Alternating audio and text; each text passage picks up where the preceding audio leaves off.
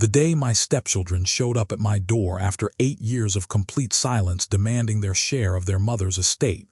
was the day I got to deliver the most satisfying news of my entire life, that I had already given everything to my nephews, who actually treated me like family, instead of a walking ATM machine they could ignore until they needed money. Before we continue, please subscribe to the channel and let us know where you're listening in the comments. My name is James Peterson, and I'm 73 years old, sitting in my study in Hartford, Connecticut, looking at a photograph of my late wife Margaret, and remembering how her 3 children, who I raised as my own for 15 years, couldn't even be bothered to call me after she died, but somehow managed to find my phone number when they heard there might be money involved. Let me take you back 25 years to when I first met Margaret at a charity fundraiser for the Hartford Hospital, where she worked as a pediatric nurse, and I was immediately struck by her warmth, her genuine smile, and the way she seemed to light up every room she entered. Even though I could see, she carried the weight of being a single mother of 3 teenagers. Margaret was 42 when we met, and I was 48, and she had been divorced for 5 years from her ex-husband Richard, who had left her for his 23-year-old secretary. In the most cliché midlife crisis story,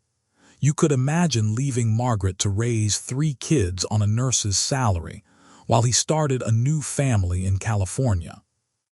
Her children were Jennifer, who was 16 and already showing signs of being just like her father with her selfish attitude and constant demands, Michael, who was 14, and spent most of his time playing video games and ignoring everyone around him, and Rebecca, who was 12, and seemed to follow whatever her older siblings did without question.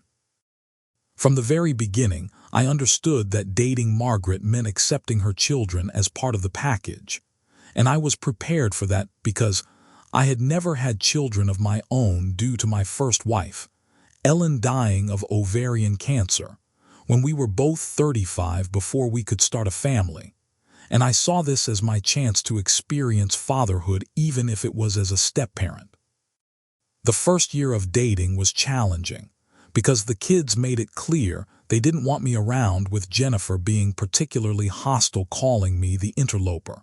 and making snide comments about how I was trying to replace their father, even though Richard hadn't visited them in 2 years and regularly forgot their birthdays. Michael was indifferent, treating me like furniture that had appeared in their house, something to navigate around but not interact with, while Rebecca would occasionally warm up to me when her siblings weren't around, but would immediately turn cold if they caught her being friendly with me. Margaret assured me they would come around with time and patience and love, and I believed her because I was completely in love with her and willing to do whatever it took to make our blended family work, even if it meant being treated like an unwelcome guest in what would soon be my own home. We got married 2 years after we met, in a small ceremony that Jennifer almost boycotted and only attended after Margaret threatened to cut off her allowance, and Michael spent the entire reception on his phone, while Rebecca at least pretended to be happy for her mother, even if she couldn't bring herself to look at me during the ceremony. I moved into Margaret's house in West Hartford, a beautiful 4-bedroom colonial that she had gotten in the divorce settlement, and I immediately began paying for everything from the mortgage to the utilities to the kids' expenses, because Margaret's nursing salary barely covered the basics and Richard's child support payments were sporadic at best. Within 6 months, I had paid off the remaining mortgage on the house, spent $30,000 renovating the kids' bedrooms to their exact specifications, bought Michael a new gaming computer and Jennifer a car for her 18th birthday, and set up college funds for all 3 of them, because that's what you do when you love someone and want to provide for their family. But no matter how much I gave or how hard I tried to connect with them, the children remained distant and hostile, treating me like a bank account rather than a stepfather, and only acknowledging my existence when they needed money for something, or when Margaret forced them to include me in family activities. Jennifer went off to the University of Connecticut for college, and I paid every penny of her tuition, room and board, and expenses totaling over $40,000 a year. And she never once thanked me directly, always telling her mother to thank me as if I was some distant benefactor, rather than the man who had been raising her for 4 years. When she graduated with a degree in marketing, I gave her $20,000 as a graduation gift to help her get started in life, and she took the check without making eye contact and moved to Boston the next week without saying goodbye, claiming she had to start her new job immediately, even though I later found out she didn't start working for another month. Michael followed a similar pattern, going to Connecticut College for a computer science degree that I fully funded to the tune of $50,000 a year, and he managed to avoid me for entire holiday breaks, staying in his room gaming, and only coming out for meals where he would eat in silence and return to his virtual world as quickly as possible. He was actually talented with computers and could have had a great career, but he preferred to drift from job to job, never staying anywhere long enough to build something substantial, always complaining that the work was beneath him, while still cashing the checks I sent to help him with rent and expenses. Rebecca was slightly different in that she would occasionally show glimpses of affection or gratitude, especially when her siblings weren't around to influence her, but peer pressure from Jennifer and Michael always won out,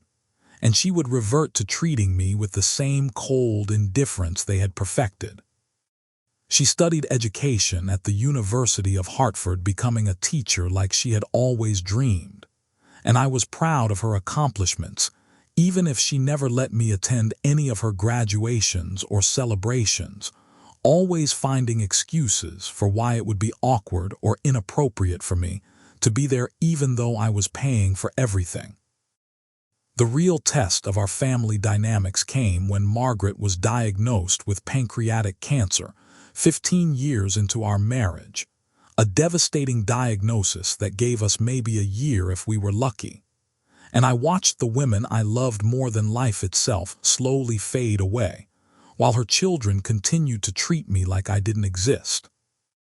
During Margaret's illness, I took early retirement from my position as CFO of an insurance company to care for her full-time, driving her to every chemotherapy appointment, holding her hand through every painful treatment,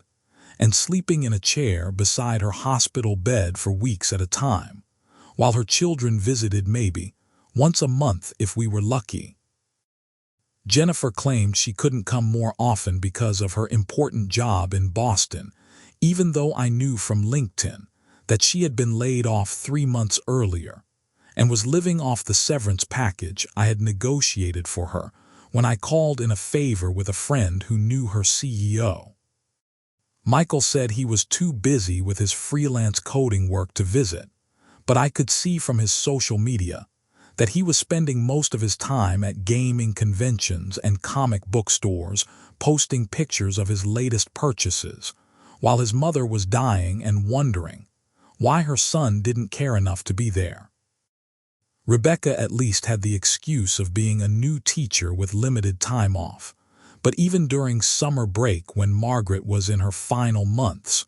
Rebecca only visited 3 times, claiming she had professional development workshops that couldn't be rescheduled, even though I offered to pay for her to take time off. The day Margaret died, I was holding her hand while her children were nowhere to be found, with Jennifer in New York for a weekend trip with friends, Michael at a gaming tournament in Philadelphia, and Rebecca at a teaching conference in Burlington that she absolutely had to attend, even though her mother was on her deathbed. I called each of them to tell them their mother had passed, and their responses were telling, with Jennifer asking about the funeral arrangements and whether she needed to buy a black dress, Michael wanting to know if he needed to come back immediately or if he could finish his tournament first and Rebecca crying, but not enough to actually leave her conference early. The funeral was a study in performative grief, with all three children suddenly playing the role of devastated mourners, even though they had barely been present during their mother's illness. And I watched them accept condolences from people who assumed they had been devoted children, while I knew the truth about their absence. After the funeral, they stayed for exactly 3 days to go through their mother's belongings, taking what they wanted, including jewelry and family heirlooms that Margaret had specifically told me she wanted donated to charity, but I was too grief-stricken to fight them on it. And honestly, I just wanted them gone so I could mourn in peace. Jennifer took Margaret's engagement ring from her first marriage, claiming it was a family heirloom, even though Margaret had told me she wanted it sold, and the money donated to the cancer ward that had treated her, and I let her take it because I was too exhausted to argue about material possessions when my heart was broken. Michael grabbed all of Margaret's electronics, including a laptop that had our family photos on it, and when I asked him to at least copy the photos for me, he said he would but never did, and I lost 20 years of memories because I was too trusting and too deep in grief to think clearly. Rebecca took all of Margaret's books, including first editions I had given Margaret as anniversary gifts, and photo albums from our trips together, claiming she wanted to remember her mother. But I later found out she sold most of them online for a few $1,000s that she used for a vacation to Hawaii. The day after they finished looting their mother's possessions, they all left without saying goodbye, and I found myself alone in a house full of memories and empty spaces, where Margaret's things used to be, wondering how I had spent 15 years raising children who could be so cold and calculating in their grief. For the next month, I waited for them to call or visit or show any sign that they remembered I existed, and had just lost the love of my life. But there was nothing but silence, and I realized that without Margaret there to force them to acknowledge me, I had ceased to exist in their minds entirely. I tried reaching out, sending texts asking how they were doing and offering to meet for dinner or coffee, but Jennifer blocked my number. Michael never responded, and Rebecca sent back a single message, saying she needed space to process her grief, and asking me to respect her boundaries, which I did even though it broke my heart. The house felt impossibly empty without Margaret, and even emptier knowing that the children I had raised and provided for couldn't be bothered to check if I was alive or dead, so I threw myself into settling Margaret's affairs and trying to figure out what to do with the rest of my life. Margaret had left behind a life insurance policy worth $500,000 that named me as the beneficiary, which she had taken out specifically to make sure I would be taken care of, since she knew her children would abandon me the moment she was gone, and she was right about that prediction. She also had her retirement accounts and some investments that together totaled another $300,000, all of which she had left to me, with a letter explaining that she knew I would do the right thing with the money and take care of anyone who truly needed help, which was her way of saying not to give it to her selfish children. The house was in both our names, so it automatically became mine alone, and it was worth about $700,000 in the current market. Plus, I had my own retirement savings and investments worth about $2 million that I had accumulated over 40 years of working in insurance and living frugally. I spent the first year after Margaret's death in a deep depression, barely leaving the house except for grief counseling sessions and grocery shopping, and I kept hoping that one of the kids would reach out, especially during the holidays, but Thanksgiving came and went without a word. Christmas passed in silence, and even the anniversary of Margaret's death didn't prompt a single call or text. That's when my sister Patricia started visiting more often, bringing her two sons, David and Christopher, who were both in their 30s, and had always treated me like their favorite uncle, even when they were kids, always excited to see me and genuinely interested in my life and stories. David was a high school history teacher in Hartford, married with two young kids, who called me Uncle James and loved hearing stories about my travels with Margaret, and would sit on my lap looking at photo albums, asking questions about every picture, and making me feel like those memories still mattered to someone. Christopher was a nurse like Margaret, had been working in the same pediatric ward where she had worked, and he would often tell me stories about the older nurses who remembered Margaret and still talked about what an amazing person she had been, which brought me comfort and connection to her memory. Patricia had been divorced for 10 years and had raised her boys mostly on her own while working as a paralegal, and I had always helped when I could, paying for their college tuition and helping with down payments on their houses, because that's what family does for each other, and they had always been grateful and loving in return.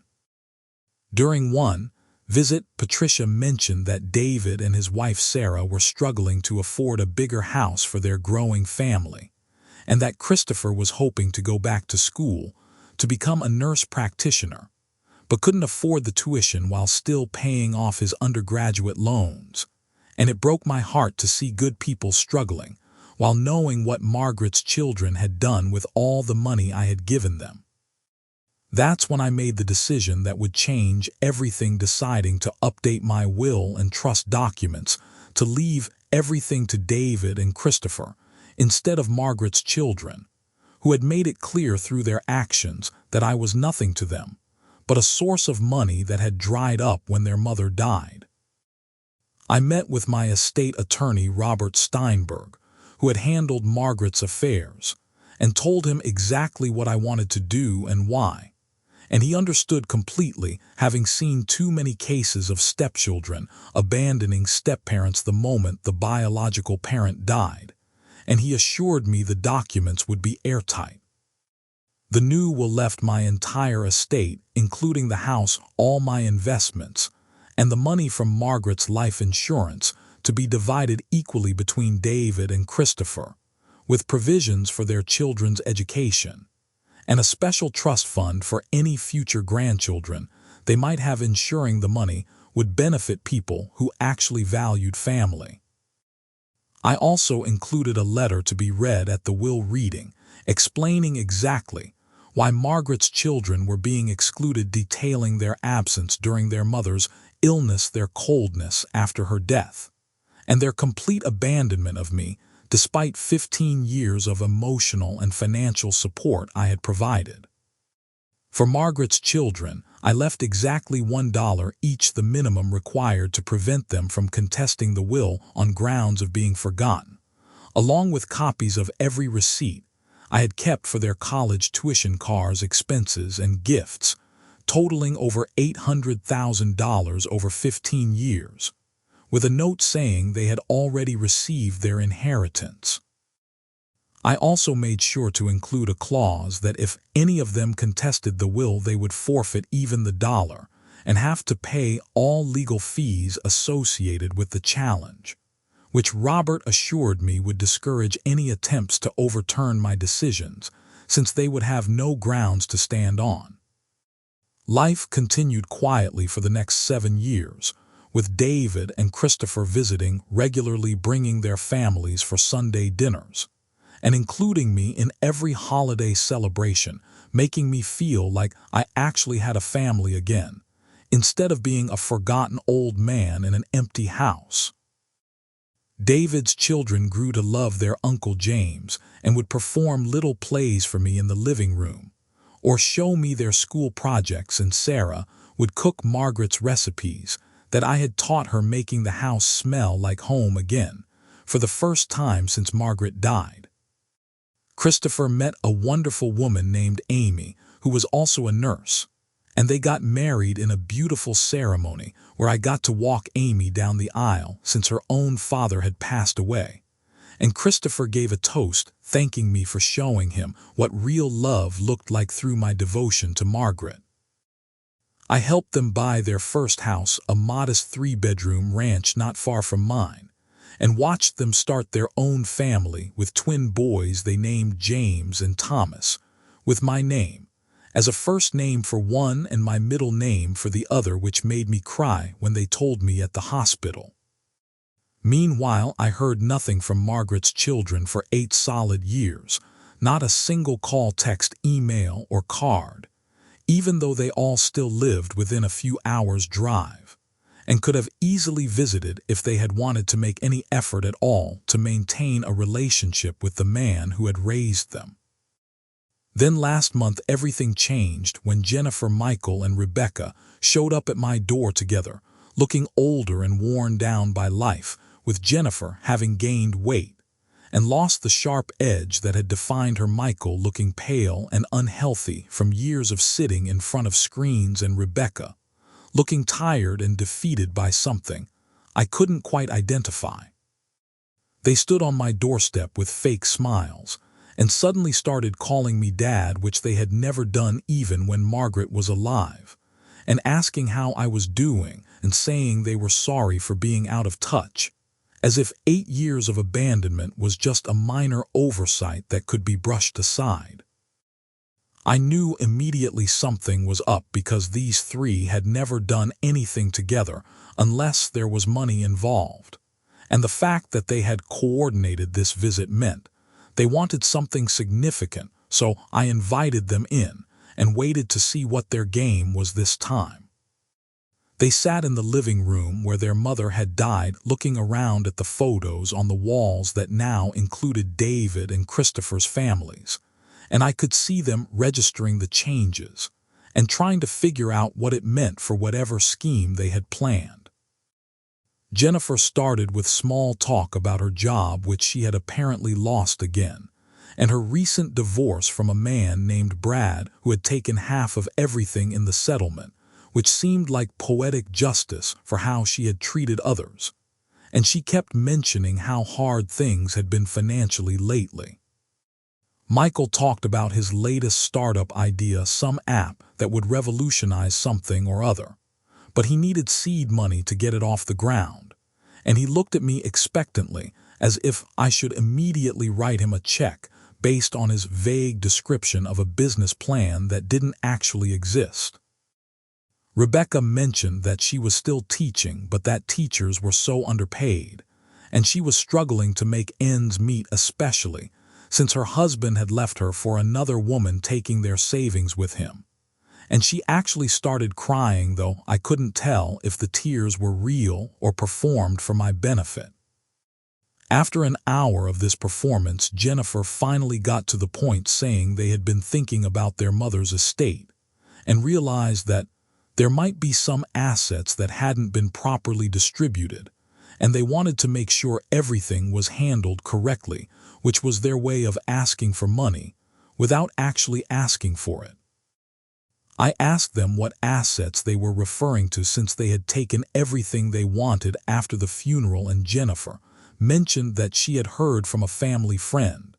that Margaret had a life insurance policy and retirement accounts that should have gone to her children as her natural heirs, which showed they had been doing research. Michael added that they had consulted with a lawyer who said that, as Margaret's biological children, they had a right to her estate regardless of what anyone might say, which was completely false, but showed they were desperate enough to try legal intimidation, even though they had no case whatsoever. Rebecca tried the emotional approach, saying that their mother would have wanted them to be taken care of, and that it wasn't fair that I got everything when I was just the stepfather while they were her real children, which was rich considering they had abandoned both their mother and me when we needed them most. I let them finish their pitch, then calmly informed them that their mother had left everything to me specifically, because she knew they would only contact me if they needed money, and that she had been right about that prediction since it had taken them 8 years to show up, and only because they were all apparently broke. Jennifer's face turned red, and she started yelling about how I had manipulated her mother and stolen their inheritance. But I pulled out a box of receipts. I had kept showing every dollar I had spent on them over 15 years, and asked her to show me one thank you card or one visit during her mother's illness. Michael tried to argue that the money I spent on them was my duty as their stepfather and didn't entitle me to their mother's estate. But I reminded him that I had no legal obligation to pay for anything since their biological father was still alive and should have been supporting them, but I did it out of love for their mother. Rebecca broke down in real tears this time, admitting that she knew they had been terrible to me, but claiming they were young and stupid, and didn't know better, which might have been believable if she hadn't been 27 when her mother died, and perfectly capable of understanding right from wrong and choosing wrong. I then dropped the real bombshell, telling them that even if I wanted to help them, which I didn't, there was no money from Margaret's estate left, because I had used it all to pay for David and Christopher's education and houses, since they had actually been family to me when I needed it most after Margaret died. Jennifer demanded to know who David and Christopher were, and when I explained they were my nephews who had treated me like family, she actually had the audacity to say it was unfair to give Margaret's money to strangers instead of her biological children who had abandoned both their mother and me. Michael threatened to sue, saying he would contest any will or distribution of assets, but I informed him that he was 8 years too late since the estate had been settled long ago, and there was nothing left to contest, which wasn't entirely true, but he didn't need to know about my personal assets. Rebecca asked if there was anything left for them, anything at all their mother might have wanted them to have, and I told her that Margaret had left them her love and her hopes that they would become better people, but apparently that inheritance had been refused and returned to sender unopened. The conversation deteriorated from there, with Jennifer calling me names I won't repeat, and Michael making vague threats about elder abuse and exploitation.